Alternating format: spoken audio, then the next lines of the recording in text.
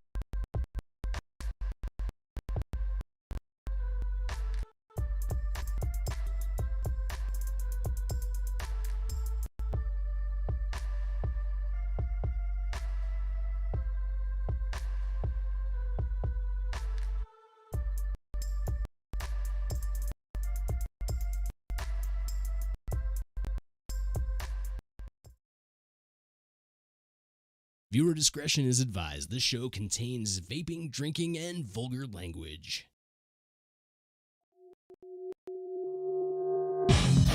Battle Axe Theater. That's a good name. Battle Axes. Battle Axe, man.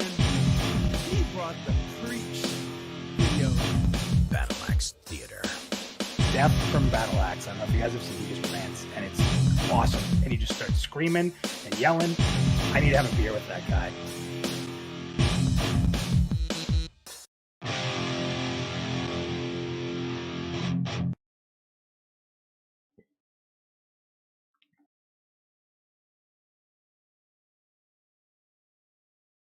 What's up?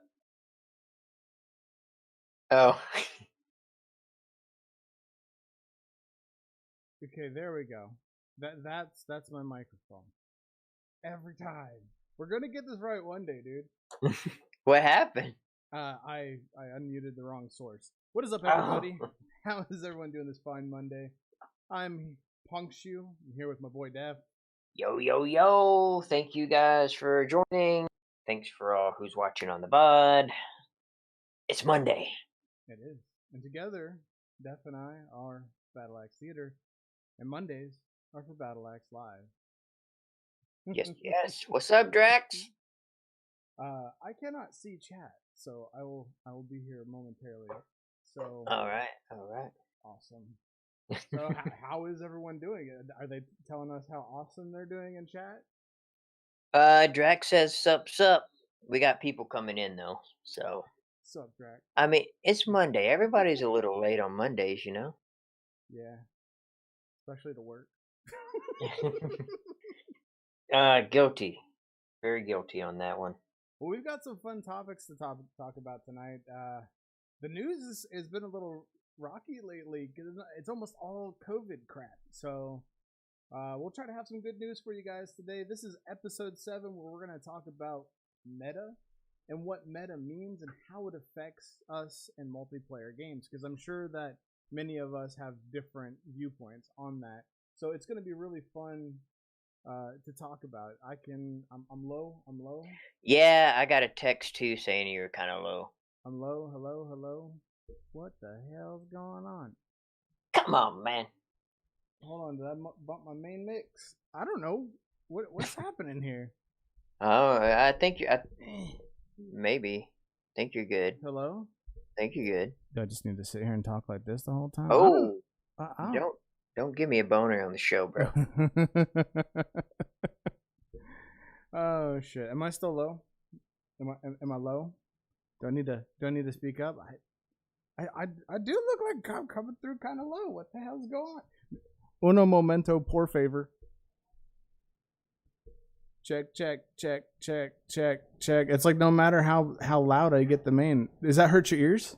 That hurts my ear on my end, but Why is it not going up any louder on what you call it?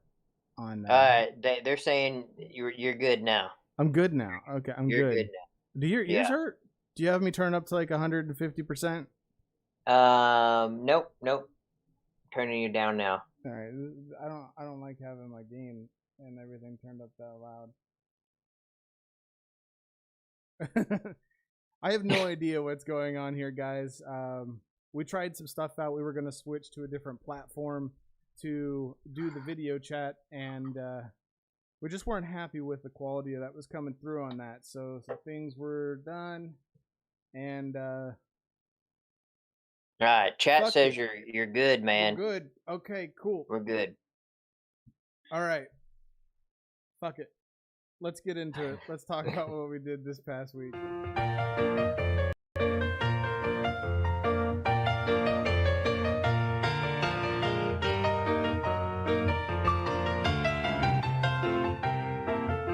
It's the weekend review. Woo, doggy.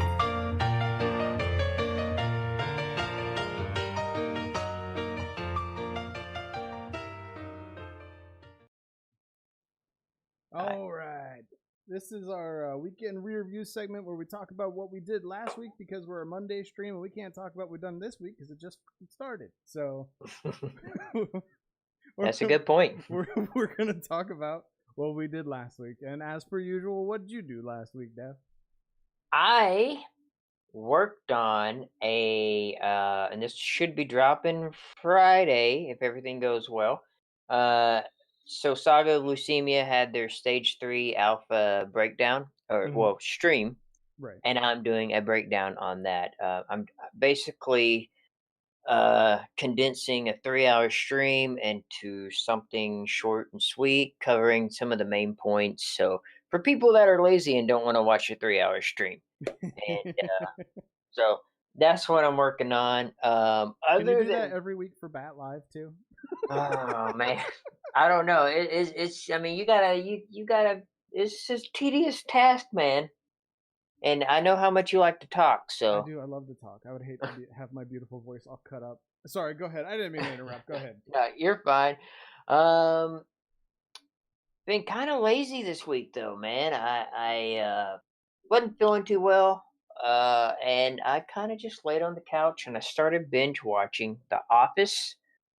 And it got to the point to where this weekend I was watching The Office and I wanted to get some stuff done around the house, but I couldn't get anything done because The Office kept playing and I just kept one more episode, one more episode, one more episode because I forgot how funny that show is. And but that's about it. I got the stream breakdown video coming out hopefully really soon, and being lazy. It's okay to be lazy. I think we're all been a little bit lazy. Yeah, I've been extremely lazy. I haven't done shit in the last month, dude. I think it's something in the air, man. Like maybe it's I don't know, like a coronavirus of some sort. maybe, dude. 'Cause everybody's been lazy, man. I've been lazy at work, man. It's crazy. That's because the government told everybody to take a couple weeks off. Oh, what'd you do? I don't know. I'm still quiet, apparently, man. I have not changed my mic settings. I don't know what is taking place. One moment. Make sure everything's plugged in here. Okay. Did you? All right. Bear with me, guys. So, what did I do this past week? Well, I started off by turning my volume up so that way you guys can hear me, and I'm gonna move my mic real close to my mouth here so that way is that loud? Is that good? It's plenty loud on my end, but I don't know Okay. about the streaming. Yeah, they're saying you're good. That's better. All right. I'm just gonna talk like this because I'm gonna pretend like I'm Chris Kane and I'm in the studio, and Ooh. I'm reading an erotic novel for everyone. Ooh. All right. Is it cool if I get real close to you? Yeah, and let's just do the whole stream like this and just All put on our right. smooth jazz voices. Yeah. So what did I do this past week? As you can see behind me, there's a slew of computers that just came in and waiting on to hear back on some stuff regarding those, and then those are all getting refurbed and out the door, hopefully to some folks that can use them during this time of crisis that need access to a good computer, whether it be for gaming or office use or whatever. I mean, most of them are going to go out as gaming computers, and then I've got an all-in-one that's, you can't see it here, but it's on this other desk. That I got that one and an inexpensive HP desktop that's using like a mobile processor that I'll be selling as office computers. So, and on the cheap, so hopefully some kids who need a computer to do their schoolwork can do that. A lot they do Chromebooks and stuff here, and they use Google Classroom. So most kids have access to technology, but I would like to get those in the hands of some needy people. I'll probably just end up giving them away, to be honest. So I got some new computer work in. We played Guild Wars this weekend. You and I did. You and me and Dougie and Reeve. We did some fractals and some dungeons with my wife, Lydra. And also had family time on Guild Wars 2 yesterday for about 2 hours, which was pretty awesome. We cleared out. I saw that, dude. I almost popped in and just would have been like, "Hey, it's Uncle Death," but I didn't want to intrude. It's all good, bro. And but yeah, we almost knocked out an entire zone. I think we got like 80% of the way through it, and my son had already started that zone prior, and he'd been playing quite a bit last week. And he managed to get like in his mid-30s. So we're kind of making some progress. I can't wait to have my family at 80 with me to hang out with me and the boys. And, family day can extend to long-term friends like you and Z and Dougie and so on and so forth. And we can all go run some fractals and stuff together as a family. Sounds fun, man. Outside of that, we did the SOL. We did the Saga of Lucimia alpha this weekend. Ooh, yeah, we did. We did. It was an experience. It was an experience. It really was. I felt like kind of like old school EverQuest, man. Yeah. We stumbled. And don't take this tone the wrong way. We were just met with an experience we weren't expecting. There's actually a lot of people playing the alpha. A lot more people than I had anticipated initially. So I had this expectation that, jump in and just kind of dick around. But unless you're in a large group, there's a little bit of a shortage of mobs because you do have people in there that are trying to solo. And there's this competition for the lower tier mobs like boars and things like that. Which Rin did address in the stream breakdown. Okay, cool. Just FYI. And I don't know can we share our experience? I mean, are we... Because of the NDA thing, I don't know what we can say. We're not going to talk about features. The only thing we're going to talk... I mean, anything that... We're going to talk about how we died and got lost a couple of times? Yeah, sure. We died. And got lost a couple of times. And we got lost a couple of times. It's my fault. I thought I knew where we were going. I haven't taken the survival skill, so I don't have sense heading and there's no maps, which is something that Ren has said, so... It was still kind of cool to I'll fix it, Omega. It was still kind of neat though, because we got lost, right? And then we had to look at the landmarks, and there were so many landmarks. I'm like, oh, we passed those trees and we still took a wrong turn, but we went back and we saw the trees and we corrected ourselves, and it was just kind of neat to kind of have that sense of danger again. Yeah, it was. I mean, we walked up and we're like, oh, bandits, and then I was like, blah blah blah blah, and you're like, bro, they're shooting at you. Yeah, no, you like, oh, bandits. I'm like, bandit, they're running at us. We had to run. It was good times. Oh man, it was definitely interesting. Man, this fucking stream tonight is just chock full of technical difficulties. Why the fuck isn't my mic working properly? This is fucked, because now I'm gonna have to diagnose this for when we actually do record a video. This is part of the show, man. It's part of the Battle Axe live show. It is, maybe. I don't know. Oh, I wonder if I accidentally turned down. No, because the NDI. Yeah, whatever. Sorry guys, this technical shit bothers me when it doesn't work properly because it's like. It's my area, so I don't know what all masteries we can talk about. They haven't really listed anything on the site, but I'm doing like Bardy type stuff or attempting to. And you're doing what are you doing? I did Blade Dancer and Earth, which I think is safe to talk about because they showcased a lot of the masteries on the stream. Ooh, look at the long title. Yeah, so I'm doing like a performance and duelist. So yeah, like I was trying to go for a bard thing, and I remember the last time that we had an open test like this, before the game, was completely done properly. Well, not completely done properly, but in its current state. I tried to go for a bard thing and it didn't work out, so I deleted the character, made another one. Thought it was a bard thing, didn't work out, so I deleted it and made another one. I was like, fuck it, I'm just gonna run around yelling at people and casting life spells. Now I run around and yell at people and hit them with a sword. Yeah. I don't want to say anything, but yeah, it was kind of funny. One thing Def and I did notice though is that even though there's a lot of stock Unity assets there, the game is quite beautiful. Obviously, there's there's no performance optimizations and things like that. So far, it's really a blast. And we got to remember, when we do this alpha, it is truly testing. So there's a lot of incompleteness to it, and we are taking things one step at a time and testing the game. But even with the Unity assets and these default skins for houses and things like that, the atmosphere there it's very nice. Like, we got one particular shot that we thought was pretty nice, and it's footage that we won't be using. It's for our own personal collection, if you will, memories. But we came up over this hill and just looked out over it, and it was just like, whoa. Like, Def and I both stopped, and we were like, look at that. Would you just look at it? Yeah. Would you just look at it?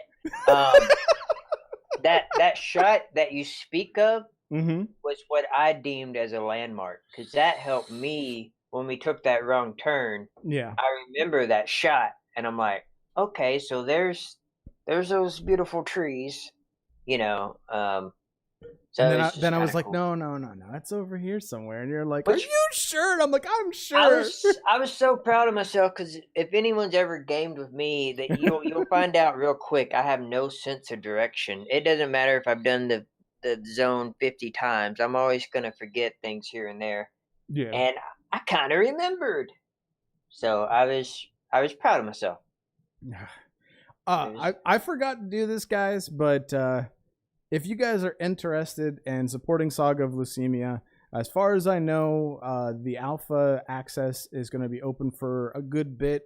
There's been no confirmed closure of it again. So if you're interested in supporting Saga of Lucimia and supporting Battle Axe Theater, and you want to get in on some of these tests and help Saga of Lucimia become this amazing MMO that it has the capability of becoming, be sure to go to sagaoflucimia.com/affiliate/Battle Axe Theater. That will take you to the page so you can see all of the packages for the pre-orders. And that, again, we are affiliates, so that would support us as well as the game, and we'd greatly appreciate that. But I think we're going to move on to one of our favorite segments, and that's the nerd news. Oh, Lord.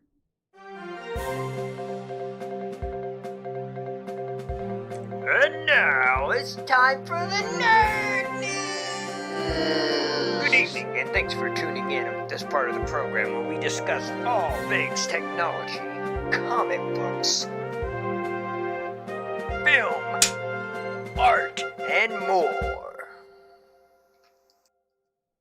All right, time for the nerd news. And you had a lot of topics for this particular segment this week. I couldn't really find a whole lot, but you managed to scrape the bottom of the barrel and come up with some good stuff. It's like you said, everything is surrounding COVID-19, right. Trying to keep it positive on the show, and not. I'm sure everybody's sick of hearing about COVID-19 right now, so. I know I am. The only thing I'm not sick of hearing about is stimulus checks. Well, yeah, that's nice. And Lex, we'll put in a good word for you, bro. So you want to start us off with? You had some I do. And this came up. I think it was on one of the episodes when we had Ren on. Or it may have been before that. I don't know. But we talked about the new Batman movie things, and then I think Ren was on when we mentioned the Snyder cut. Yeah. So I've been seeing this hashtag release the Snyder cut, and it's popping up on my Instagram and all my social media platforms and all this, and I didn't think it was actually. Excuse me. Hold on. My bad. That was real pro podcast material right there. I was holding it in this whole time. I'm sorry, guys. Hashtag death burps. Sorry. Go ahead. What about the Snyder cut? I didn't think it was real, and you got this whole like. So you've just been saying it as a joke? No. Oh, okay. It's a trending topic. In fact, so let me just get to it. It's real, and the actor from Smallville that played Lex Luthor, his name is Michael Rosenbaum. I've never seen Smallville. Just throwing that out there. Yeah. But he tweeted that this Snyder cut better be worth the hype. So this past Sunday, after he tweeted that, 771,000 tweets with the hashtag release the Snyder cut were mentioned. And dude, you got certain celebrities, obviously from the Justice League, Gal Gadot, Ben Affleck.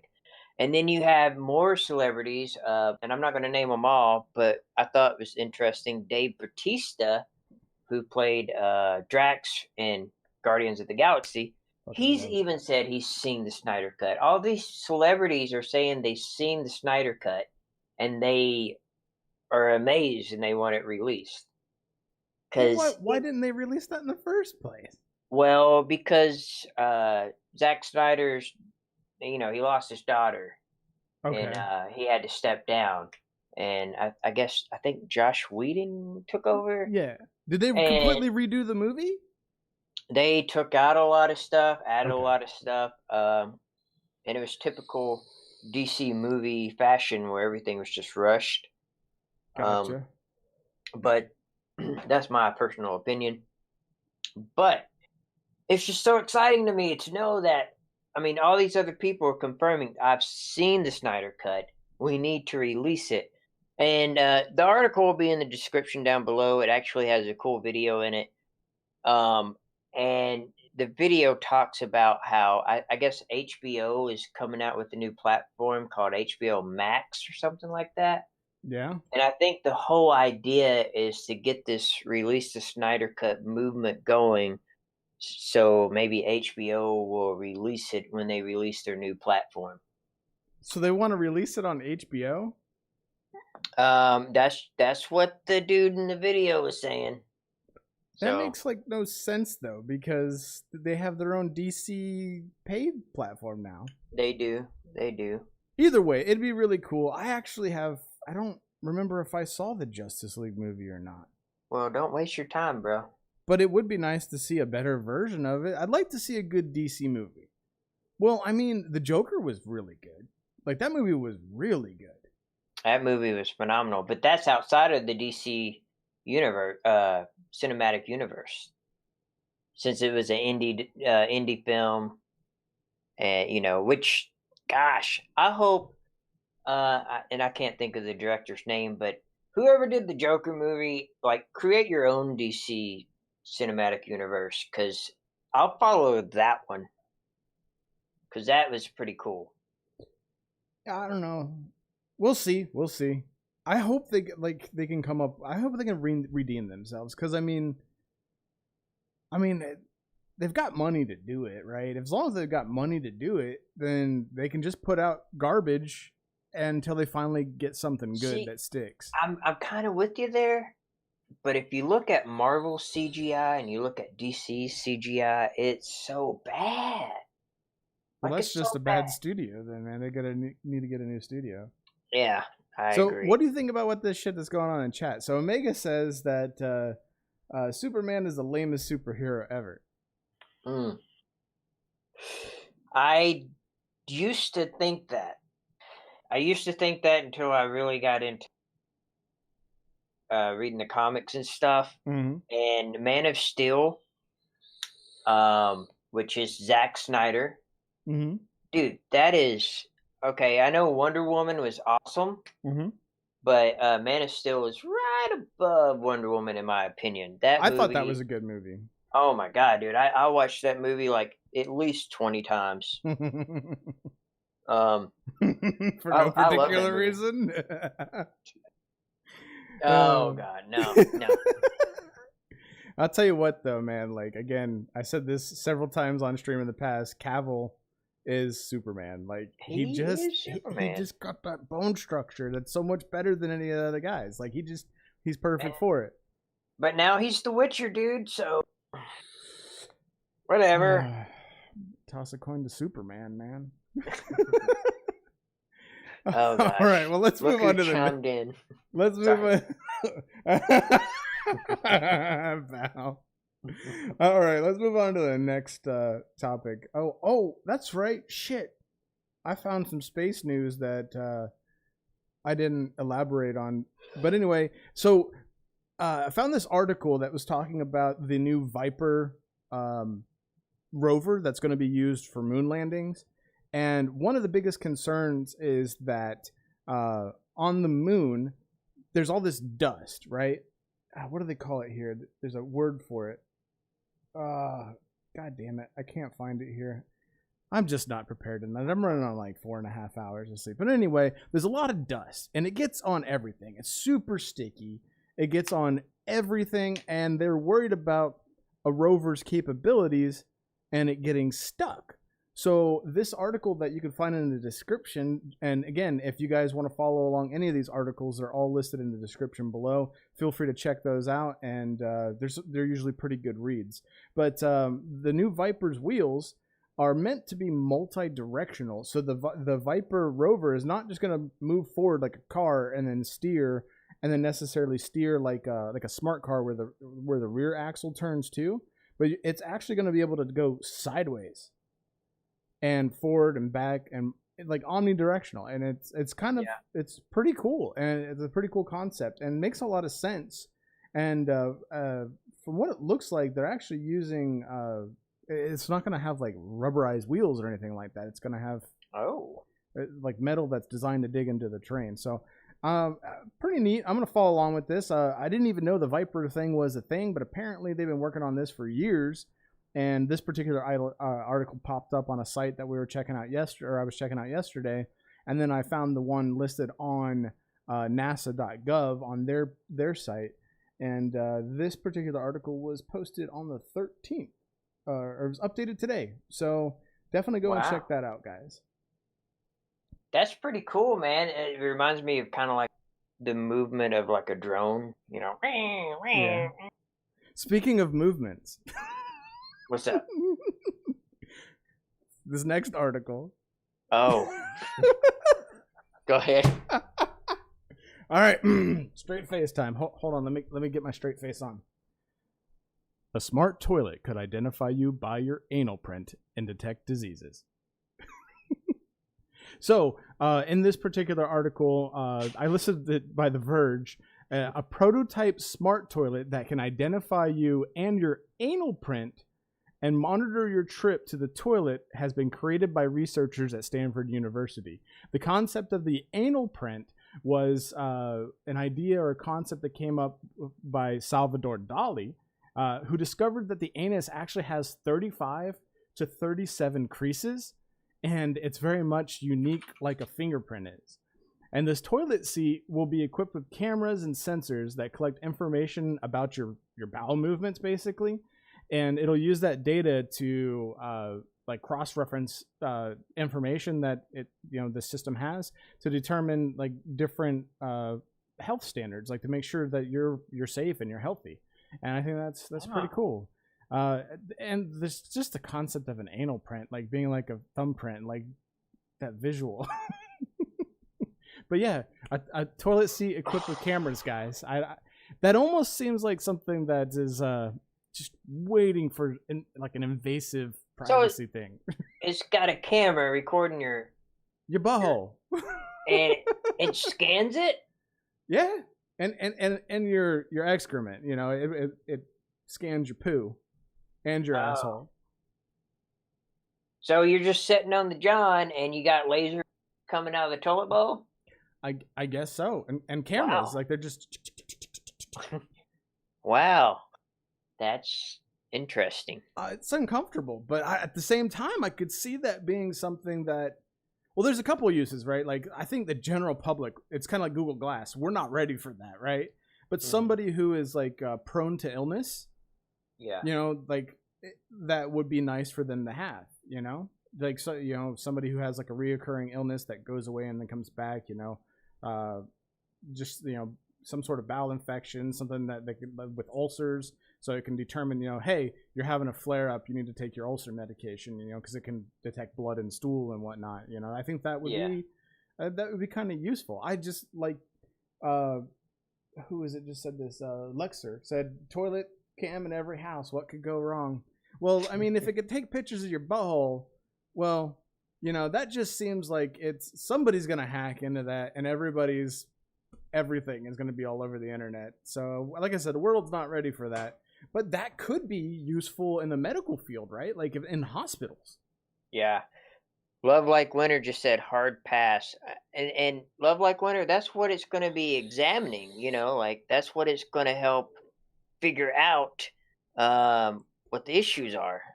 When you have a hard pass? When you have a hard pass, you know, everything's got to come out in a normal manner, you know. Yeah.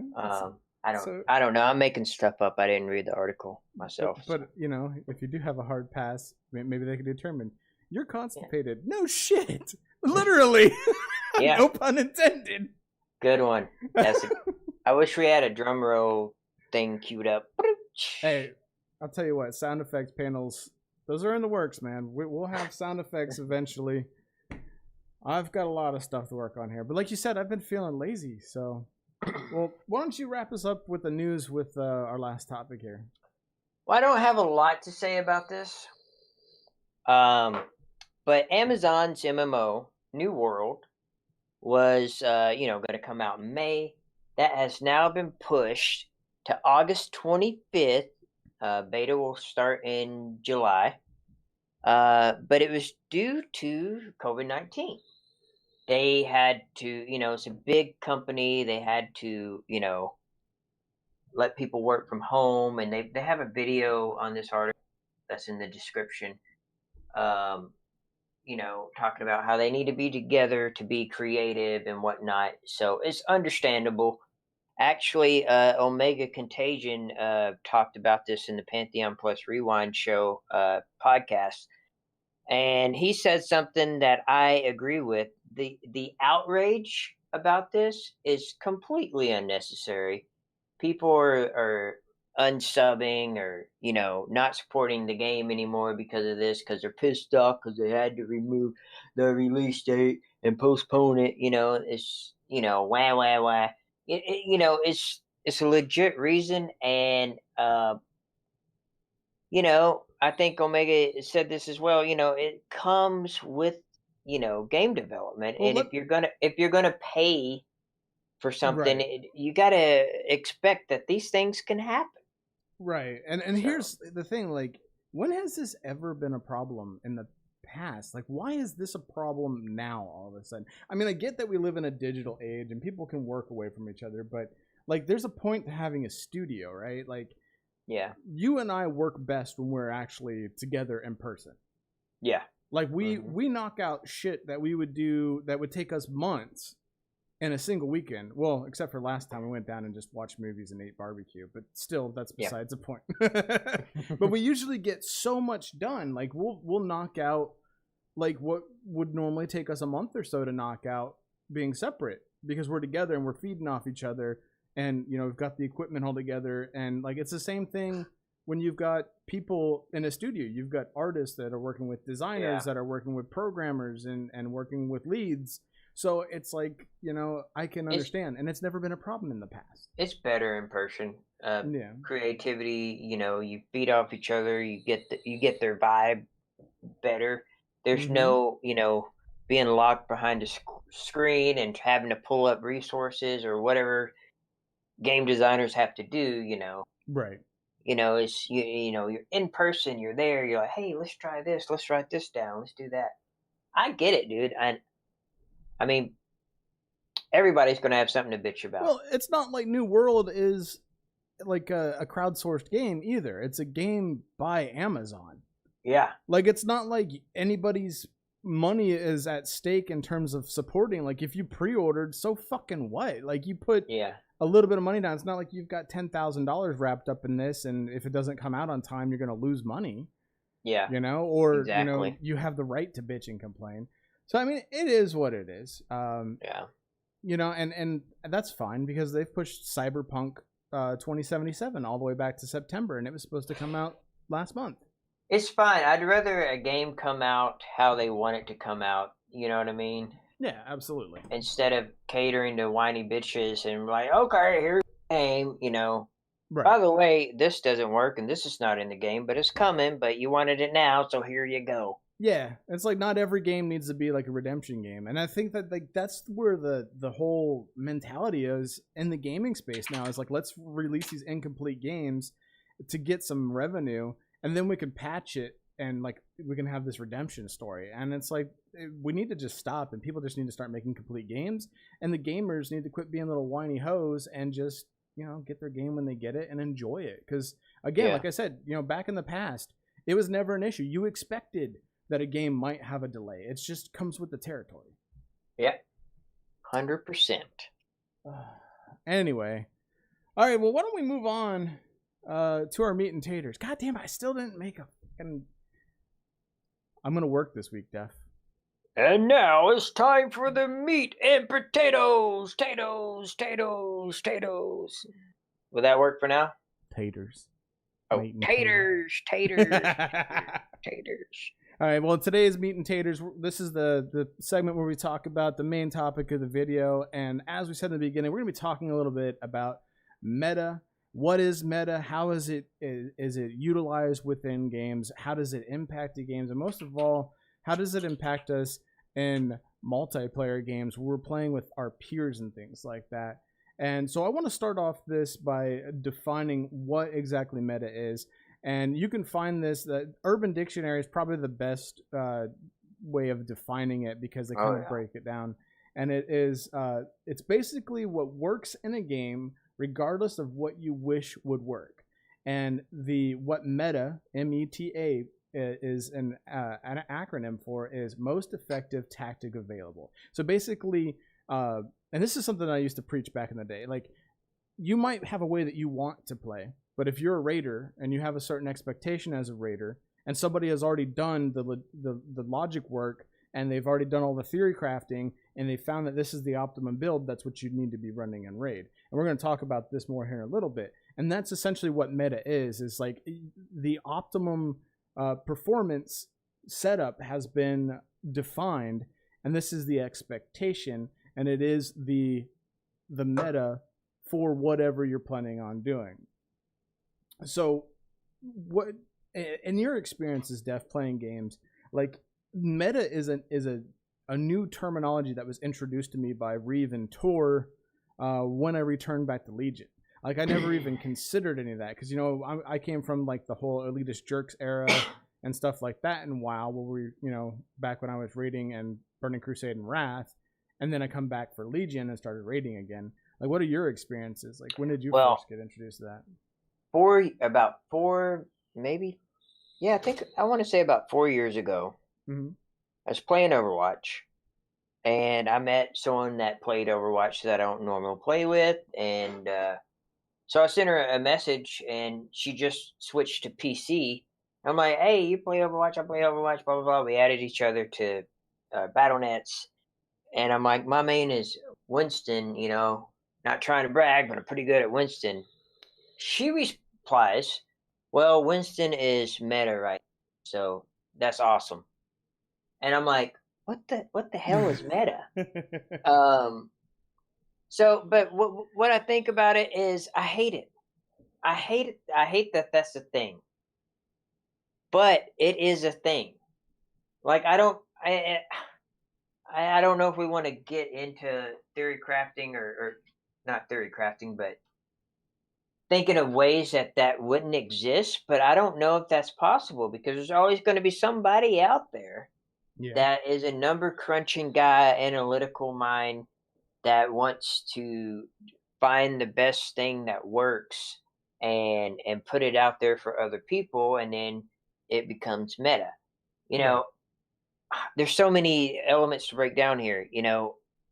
Best in slight gear. stuff like that, you know, like Best class, best rotation, best yeah. gear, best build. Yeah, I mean, there's a lot there, and I think that is kind of the definition of meta when we talk multiplayer games. Like, have you ever played in like a higher end competitive environment where meta was taken so seriously that it was, you had to adhere to the meta? Wow. Mm-hmm. Wow, I remember I was actually new to raiding, and it may have been an unlimited under you, but I wasn't raiding with you. I did like a pickup raid or something, and it may have been like when they did the re-release of Oni or something. Okay. I think it was actually, and someone inspected me and called me out in raid chat, and it's like, why are you expecting to haste and this and that, and you're a warlock, you need crit, and you need this, and you need that, and blah, blah, blah. And I'm like, I don't know what the fuck I'm doing, bro. I was still fairly new. I got into WoW at the tail end of Burning Crusade, Mm-hmm. right before Wrath came out. And I'm like, what the hell? Like, and dude, I got kicked from the raid because my talent, my specs were not up to par with what I needed to spec into. Yeah. And that pissed me off, and that's like, fuck this, and going back to EverQuest. That was just my attitude because it pissed me off so much. Like, why can't I adjust to a play style I like to play? And I know I've given you shit in the past too, like when we were playing Warframe, and I've got all this time to dump into these games, and you'd come home from work and we'd be playing on the weekend or whatever, and I'd be like, well, why are you running these mods? You should be running these mods. And you're like, oh. Yeah. Because like I've gone and I've done the build simulations and I've tested them out, and I was like, I tried this out and this works better, and like I got that. There's a clip on my Punk Shoe channel that is a like 5-second video of Mesa just fucking mowing down a group of mobs because I was doing some testing and shit that we were discussing. So it's like, and like that's become the norm, right? Like whenever we get to a point where we want to be like Saralyn was saying, like we want to be like cutting edge, we're always out there trying to figure out what's the best. Now what I want to ask though is if we go back in the past and we look at multiplayer games in the past, so we can look at well, there's a couple things. All right, so you have Halo experience, so we can kind of reference that a little bit. And then we've got EverQuest experience and Final Fantasy.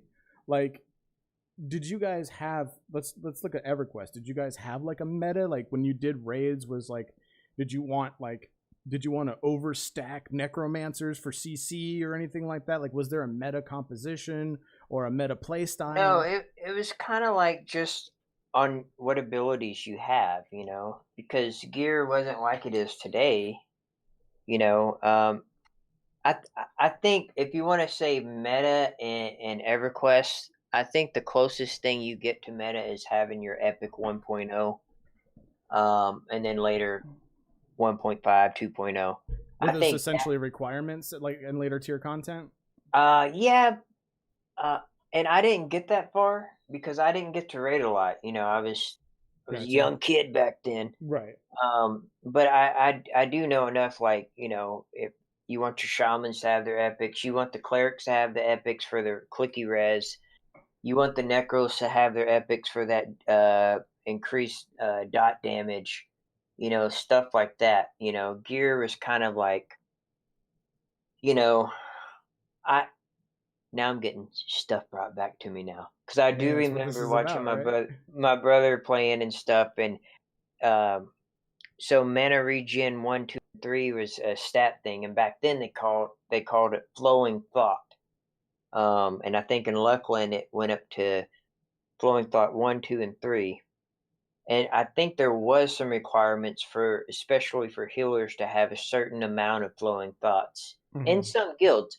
Other guilds, like the guild I was in, was kind of like a more of a family style guild. They didn't take raiding as serious, and in fact, we would have to wait for these raiding guilds to get done with content so we can just kind of come in after them, right? And just do our thing.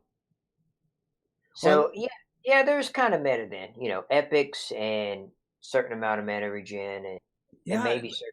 it's kind of crazy to think about because we just started hearing this terminology meta being used recently. Like when I say recently, we're old, so in the last 5 years is recently. Yeah. So, but I guess most of the people who watch are in the same age bracket. But anyway, like that's something we really think of recently, and meta. And we didn't even like call it anything back in the day. It was just these are the requirements to play. Like I can think back in Final Fantasy, like even before multiplayer games to this extent, like even playing like Diablo, like you had certain metas, like you had the gold find metas, like you would play a wizard or whatever they were, the caster chick, and you would load her up with magic find to go find gear to give to other tunes, other characters, and things like that. And in Final Fantasy 11, we had ideal sub jobs. Like you weren't gonna run around as a thief white mage because it just like that you might, oh, I'm super cool, I can cast some heal magic while I stab things, but it didn't do anything to increase the potency of your role, so you would not be invited to groups. Like you remember we experienced this when we were playing Final Fantasy on the when we were playing the Nisomi. And I would be like, why the fuck is this guy running this sub job? It doesn't even make sense. Yeah. So well, it didn't make sense to you because you played back then. Right, exactly. Because I'm used to the meta. It's like you're not gonna run. Why are you a warrior thief? Like that doesn't even. You can't even do anything extra. You should be a warrior monk. But people don't think like I do. They're not gonna go level a monk up just so they can level their warrior sub job as a like sort of kind of tank. They're gonna, if they're wanting to play thief and then they want warrior sub on their thief, they're just gonna make a warrior and then they're gonna sub their thief because they've already leveled their thief. But to me, that doesn't even make sense until you're post level 60. So like, there's just that mental process because of being like enveloped in that for so long, and it's just kind of crazy to think about. What about games like Halo though? Like you had experience with Halo, right? Not a whole lot. I played the first two, and then I played, I think it was Reach and OSTD or whatever it's called. Mm-hmm. But I didn't play them religiously because I always had it on console, and I was always playing WoW or some MMO on my computer. But this new Call of Duty Warzone is out. And my roommate plays it, and I was talking to him. Hey man, I don't play battle royale games, but I tried it out, it's all right, Yeah. I can kind of get the appeal, don't knock it till you try it type deal.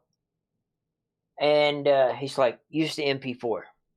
I'm like, what do you mean? That's like one of the first guns you can get. Use the MP4.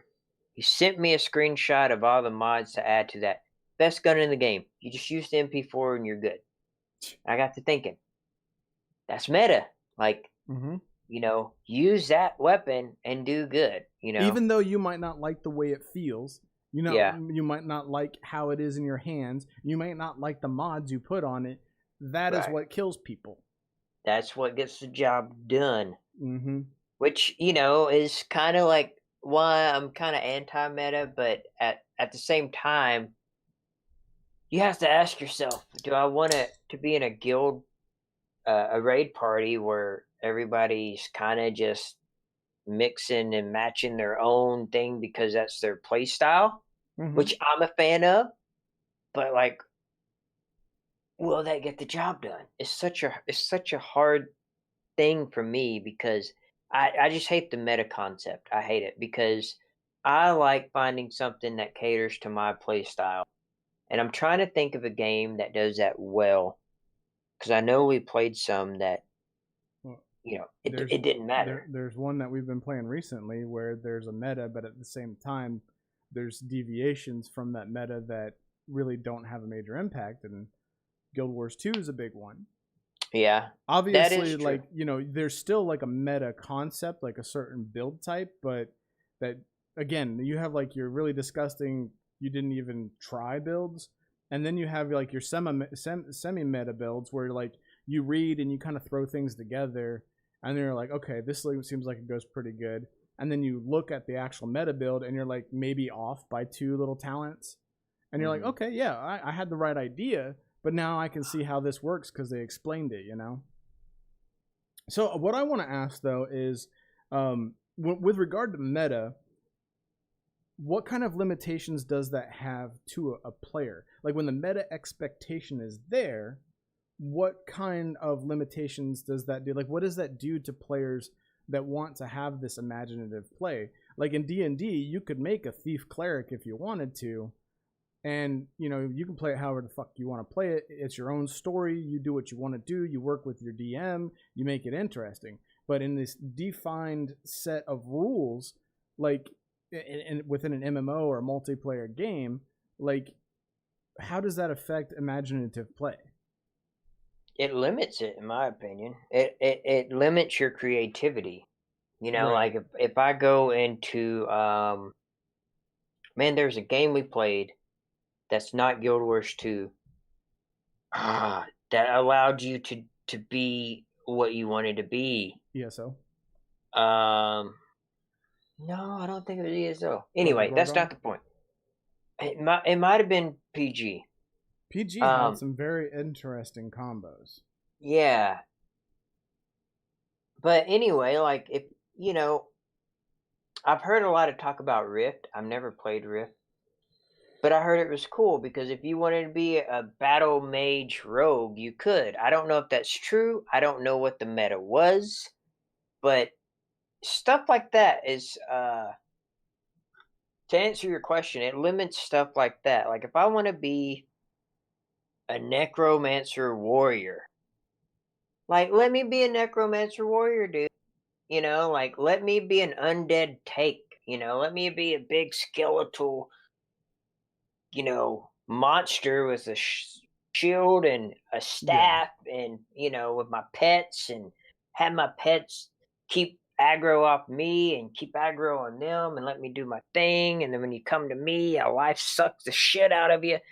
You know, cool stuff like that is what I think meta limits. Well, and I think that's where Guild Wars got something right, is because like the more and more I've been playing it lately, the more the realization is that Guild Wars isn't just an MMORPG of X genre.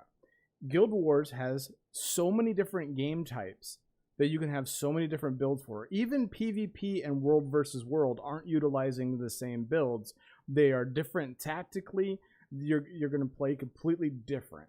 And then you've got your PvE content. You've got Dungeons and Fractals, which is different from Raid Combat, which is different from Overworld, which is different from World Boss Farming, which is different from Meta, you know? So there's so many different things that you can do. And in Guild Wars, and I think even ESO, and Sarah says that ESO has its own meta builds. And yes, in Guild Wars and ESO and Project Gorgon, any of these games where you have like that flexibility, there are the metas. But what I'm saying is that there's certain deviations that you can utilize within that meta where you can kind of make it your own play style. And I'll touch more on my experience in World of Warcraft and why I believe this, that make you perform in a way that you wouldn't perform if you were built as the meta. Yes, the meta has the capabilities, but if you're unable to execute the meta, whether it be actions per minute, you know what I mean? Like if you can't execute enough key presses and you have to deviate to do something that gives you just some sort of passive damage increase, and you're only losing 5% of damage and you're a damage dealer, or you know you're gaining extra CC so you can make up in extra areas, you can still deviate from that a little bit. And I think you lose that flexibility when there's this expectation. And so the experience that I'm talking about, do you remember me telling you about me playing Fire Mage back in Wrath of the Lich King? Over the years, yes. So in Wrath of the Lich King, when we were doing Icecrown Citadel, Arcane was the end-all be-all. It was like the big nukes. Like that was the damage dealer, and raid guilds wanted you to be, they wanted you to be Arcane. And I liked the way Fire Mage played. And it was like my third max level character, and I was just leveling it with Lorian Alice's Pug raid on the weekends. And then I fell in with the new guild that they created, Digital Addiction, and we did 10-man Ice Crown Heroic and cleared it as a Fire Mage. And every time I ran 25-man heroic, and every time I ran 10-man heroic, I was doing more damage than the arcane mage by several K DPS, which was pretty big back then. And it was because I knew how to execute the fire mage in a way that was executed properly. I geared for that spec, and on top of that, I enjoyed what I was doing. And this is something that I touted when we would raid with Unlimited. Play what you enjoy, because you're going to perform better than if you're playing something that you're not. And you're also going to want to log in and actually do the raids. You're going to want to play the game because you're playing something that you actually want to play. Yeah, that's a good point, because if I'm following, let's say, because I was going to ask you, like I'm doing a kind of a Dungeons and Fractal build on my Guardian and Guild Wars 2 right now. Would I be efficient in raiding by using that same build? And you said, you could probably deviate a little bit and do okay. But if I get into raiding in Guild Wars 2 and I have to look up this meta build on raiding and I spec into it and I freaking hate it, then I'm just hitting the buttons and just learning the rotation that, it's not even fun to me. And that's what I hate about meta, Exactly. I want to play something that, is to my play style. That's kind of like why I fell in love with Necromancers and Shadow Knights and EverQuest. I just loved the leeching and life tapping abilities in that game. That factor, and I fell in love with that play style. So now any game that has a feature where I can leech life from you and give it to me, I'm all about that. Yep. So, and I used to do Nightblade healing and ESO, and I really enjoyed that. And it was like one of the least liked healing classes at the time, but I fucking loved it, and I ran everything with it. Like, granted, we never raided, but it was enough to keep you guys alive in those difficult tier 2 dungeons or whatever the hell they were called. And we had fun, and I think that's part of it. Is somebody said that it's all about who you run with. And I think that is a huge, huge, huge factor, because normally you'll have somebody that can play a meta and they enjoy the meta and they can execute the meta. And those people can help offset some of the other. And then you'll have people that are playing non-meta, but their performance, because they enjoy what they're doing, is peaking higher than your average non-meta players. So then you kind of, you reach this plateau where it kind of works, right? Yeah. And I think that's important. And I'm like you, man. Like, one of the things I like most about Guild Wars with regard to this, like, different types of content, is that, like, if you want to play that warrior necro, you might suck ass in rage, you might suck ass in fractals, but you've got sustainability and survivability when you're doing meta events and when you're doing like open world boss kills. Like, so if that's what you want to do, there's a gameplay style for you. You know what I mean? Yeah. And I think that's pretty awesome, because you get that ability to do that. Like, I leveled up being a minion master, which I guess was pretty popular. But when I was reading the meta stuff, minion master was never. It's not considered like an end game build, and I just wanted to run around with like an army of pets. Yeah, that reminds me of WoW. I think in Legion there was a spec that wasn't doing good, but I don't know if it was someone Unholy DKs. Oh, really? Unholy DKs were really having a rough time, and I forget his name. Well, but go ahead. I know my heart was set on what is it? Elemental Shaman? Is that a spec? Elemental? Yeah. Yeah. Dude, because I was playing that in whatever expansion was before Legion. Mm-hmm. What is that? Warlords of Draenor. Yeah. And dude, I freaking loved it. I was doing LFR, like, get my totems down, get my rotation down. When Legion comes out, we're getting the raid team ready. I'm like, hey, I'm going to play Ellie Shaman. And I did. And I was bottom of the DPS charts. Thought it was me. Then I see another Ellie Shaman in the guild, bottom of the DPS charts. And then I go to the forums. Ellie shamans are not performing well in the latest patch. I'm like, what in the fuck? So I switched to warrior, so I could be worth a damn in raids, and people would accept me and love me for who I am. Which you shouldn't have had to do, because the Which people is you not were it. raiding with, if they held true to the spirit of the foundation of the guild, they would have took you along anyway, even if they had to carry your ass, because it was likely that Blizzard would patch Ellie Shaman, which they did, and that gearing and that effort and that willingness that they put into bringing their friend who wanted to play Ellie Shaman, you know, you weren't the meta, but it's not like y'all were raiding mythic content either, you know? Yeah. But anyway, and I ain't trying to bash nobody. Saying, like, that was a fun play style for me. Right. I know there was some rotation issues I probably could have worked on, probably could have done better on my end. But still, even if I was, every outlet, every source was saying Ellie Shamans suck. And it was the same thing for Affliction Warlocks. Yep. And at the end of that expansion, I switched to Affliction Warlocks. And I was doing great, man. I was top 5 DPS all the time.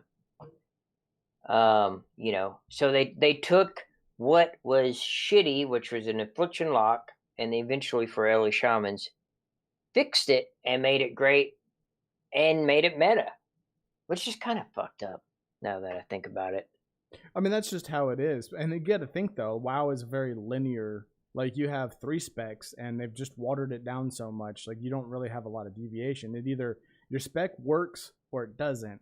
And if you're, depending on the environment, like, I'm sure the Elemental Shaman was perfectly fine for going out and doing your daily rep grind and going out and running dungeons and, you know, just chilling and having fun. But when it came to doing high mythic pluses, or it came into doing heroic raid, you know, there was this expectation that you would switch to enhancement so that way you could do enough damage to be worthwhile. And I remember Iggy had to do that. Mara. Mm-hmm. She switched to enhancement and she fucking hated it.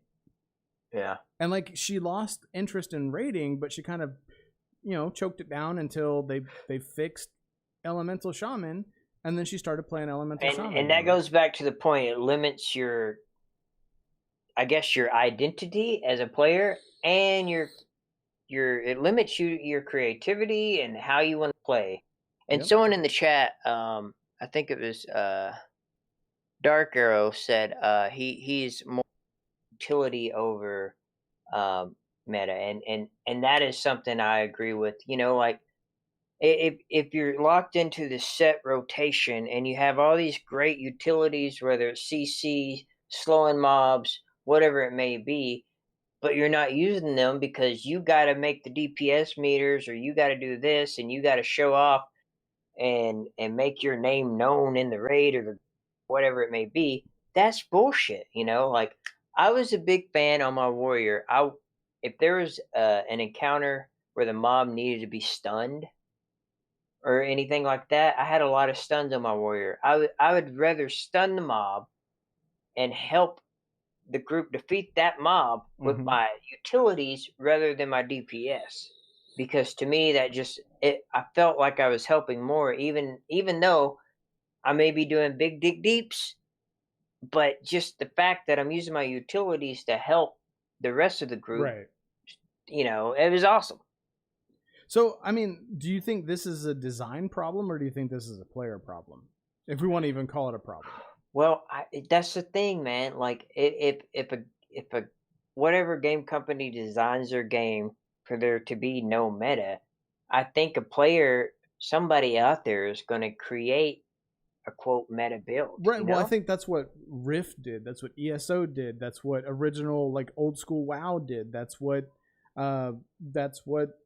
Guild Wars 2 did. Is like, you had all of these build functionalities there that you could do, but inevitably the players always come up with a meta, right? Like, what can we do to defeat these encounters efficiently? Because it's not like I don't think they're going out and they're designing these encounters and saying, I mean, yeah, there's probably like very basic and essential meta configurations. Like, you know, you need 2 tanks, you need 2 healers, and you need the rest DPS.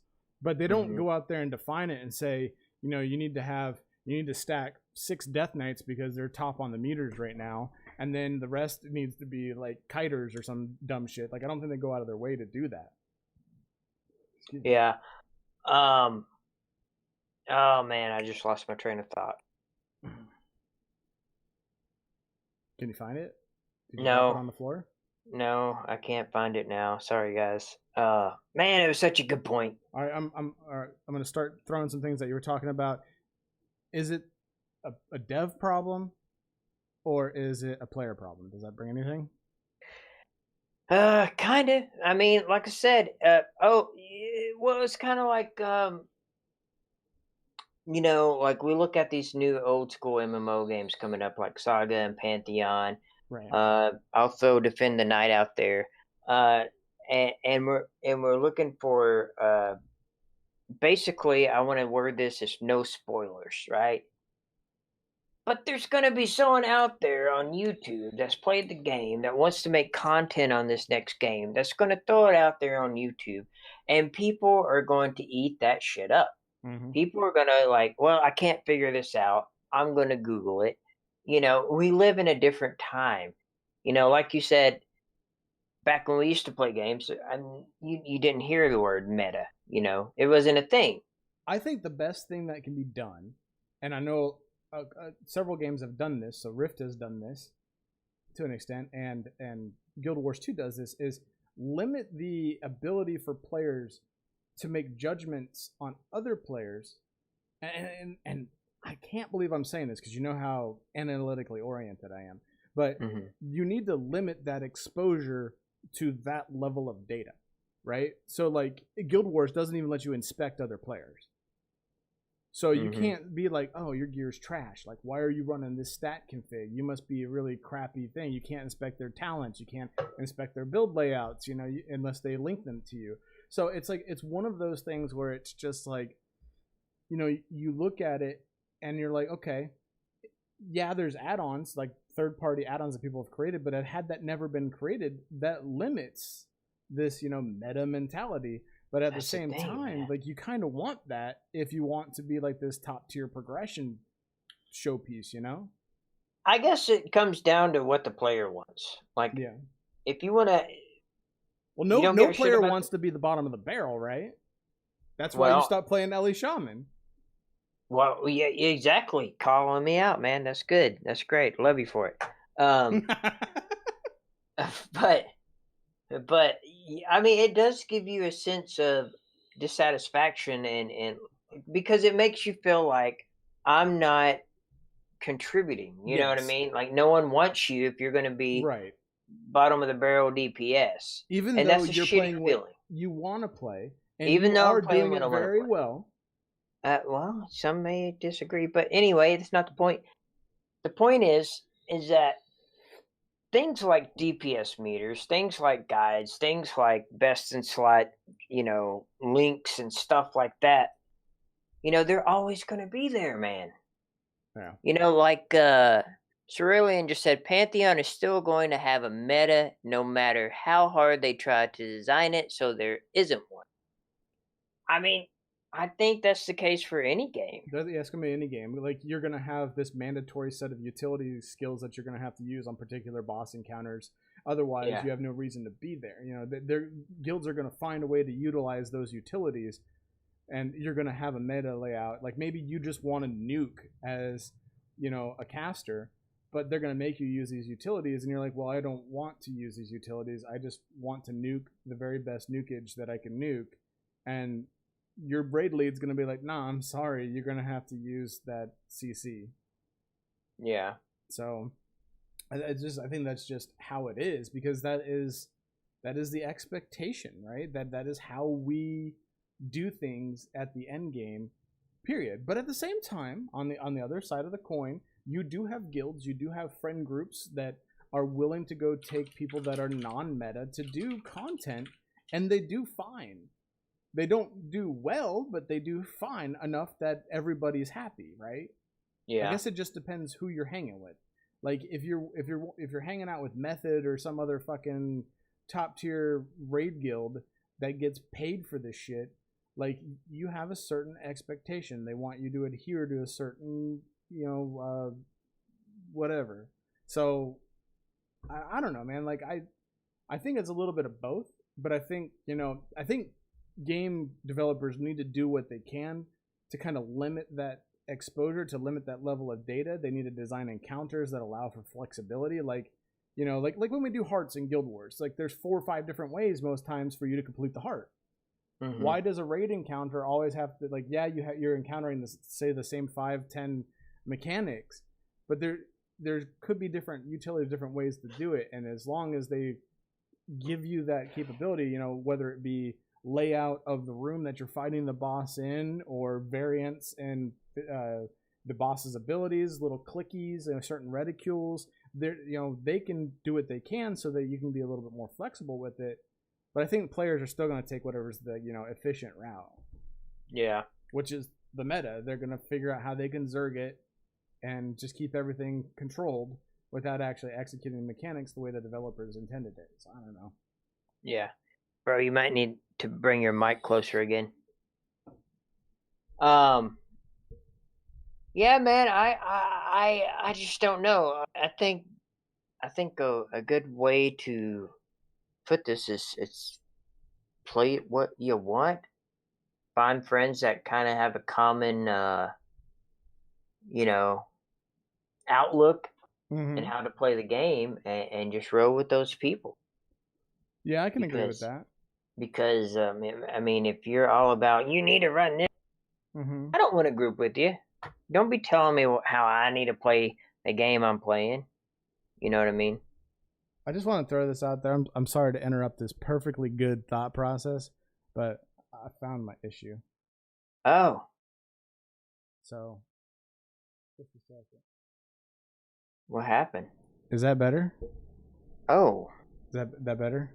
Things are happening in my pants right now. Is that better, guys? I'm truly sorry about that. And I'm sorry to interrupt the perfectly good thought process. So I've got this HyperX headset, and there's this little, I can't get it. Yeah, it's got the little buttons on it, and I guess I put my chair on it or something and turned the microphone volume down. So, whoa. Anyway. Whoa. So, yeah. Figured it out, guys. Figured it out. So I kind of want to bring this topic to a close. So what I wanted to talk about is, so this is where, like, I think we've kind of already touched on, like, our thought process on it. Like, do we need the meta? And I think for me, I'm kind of mixed, because I've run with that crowd that's like, let's get it done. And the meta is required, because if you have 10 people that are doing 10% more DPS, it's like having an extra person in the group, and you're getting the content done faster. But I've also run with our guilds and other guilds and pugs where you're just there to have a good time. You're just there to have fun. You're still clearing the content. You're just clearing it at a different pace. So, like, I'm kind of mixed. What's your take on it? Well, I'm like, no, fuck the meta. Mm-hmm. But there's always going to be the meta. Yeah. I don't see, I'm not a game developer, but I don't see any way around it. Excuse me. So, like, it's like an inevitable thing, right? Like, it's just something that's got to happen eventually. Like, yeah, and it kind of goes with what I was saying. Like, you don't want to know things about the game, but don't Google or YouTube anything if that's the case. You know what I mean? Like, you just, it's all up to the player. Do what you want to do. You're paying for the game. You're spending your time. Do you, as the kids say. Do you, boo, as the kids say. As the kids say. All right, Grandpa Dev.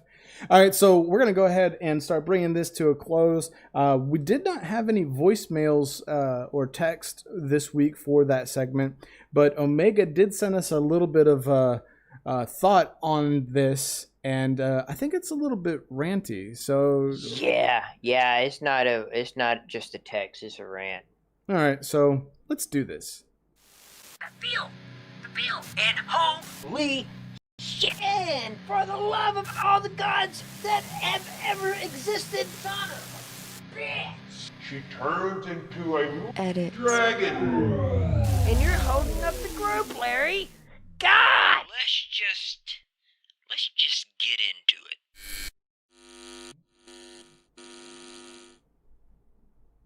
All right. So, and Omega, I'm sorry if I stumble on this. I actually haven't read this whole thing. So, here we go. Omega Contagion said, I say fuck the meta. Playing the meta or looking up builds in the fastest way of losing that connection to your character.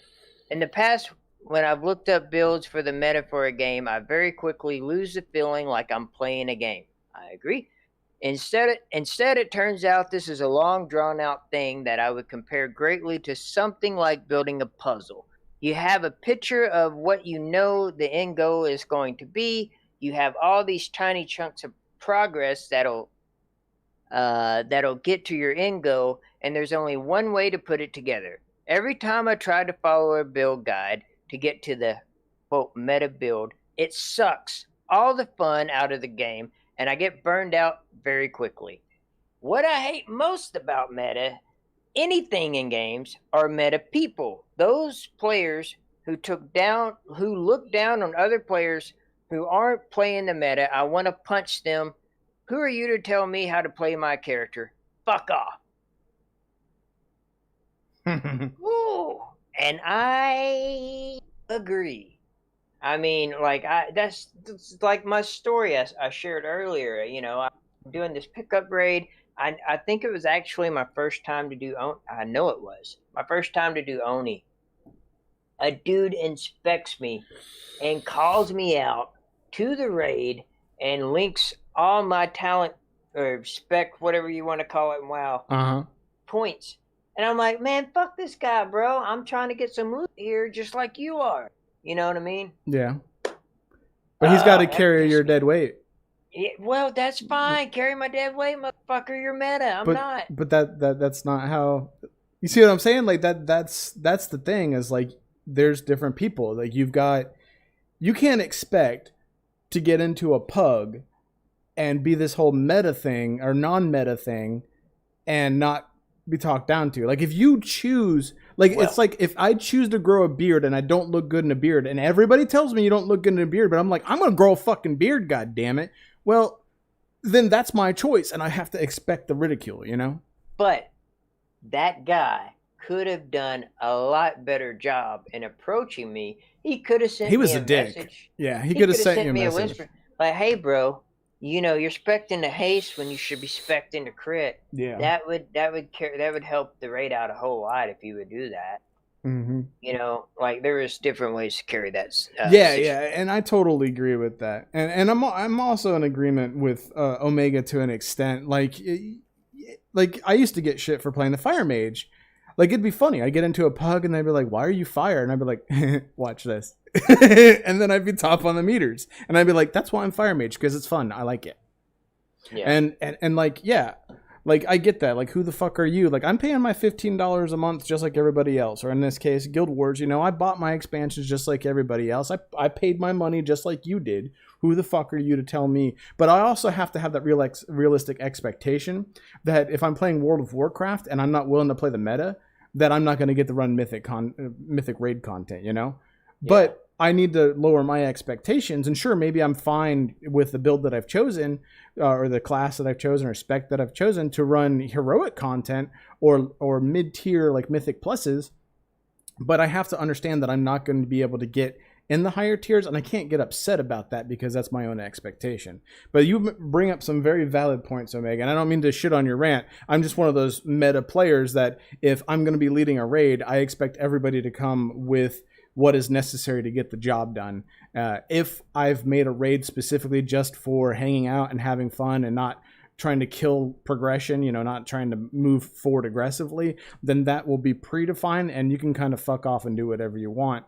But I totally agree that it you know, being meta sometimes sucks the fun out of it. Like the other night, Def, when you and I were doing we were trying to figure out our rotations on our new elite specializations, and I brought my thief in for shits and giggles, and I did more damage than anybody, more damage than any of the other classes that I brought in there to try by a lot, and I was literally hitting 2 buttons.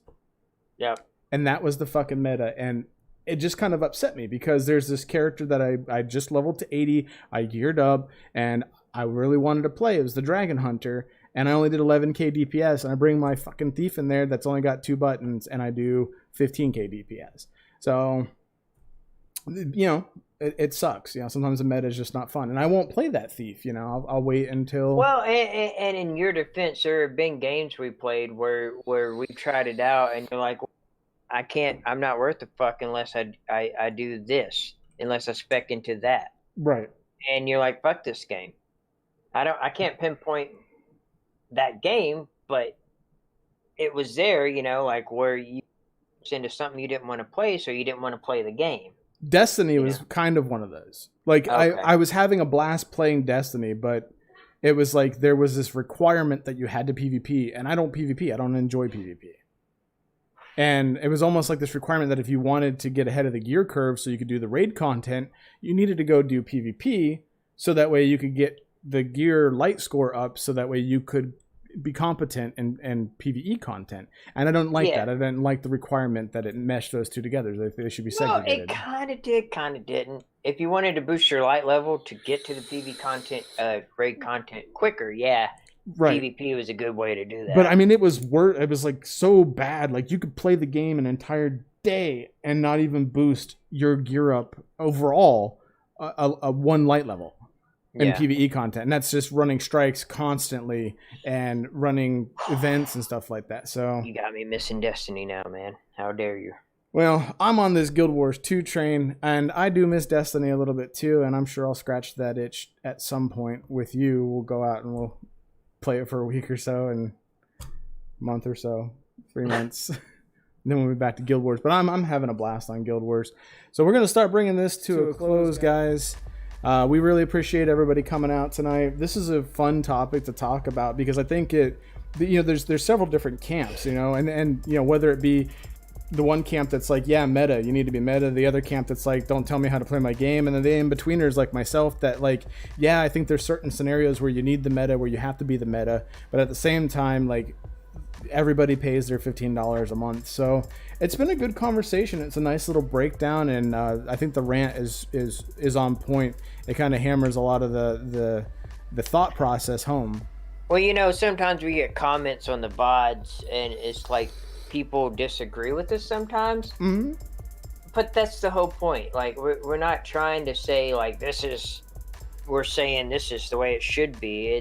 It's opening up a conversation. It's getting your viewpoint, my viewpoint, chat's viewpoint, and I just wanted to point that out because we get called out sometimes like we're preaching about a certain subject, and it's like, no, we're not preaching about it. We're just breaking it down and talking about it. I don't know. I'm probably preaching.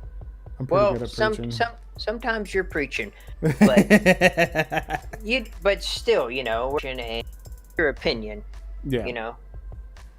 So. Yeah, this is, and that's what we strive to do. So, guys, again, thanks for 120 subs right now. And I know we're not putting out a ton of like core video content. Def is working on some projects. We do meet every week to kind of theorize ideas for projects that are produced videos to come out, as we had promised when we came back with the first episode of season 2. But I would really love to see us hit 1,000 subs. I think that'd be a really cool number.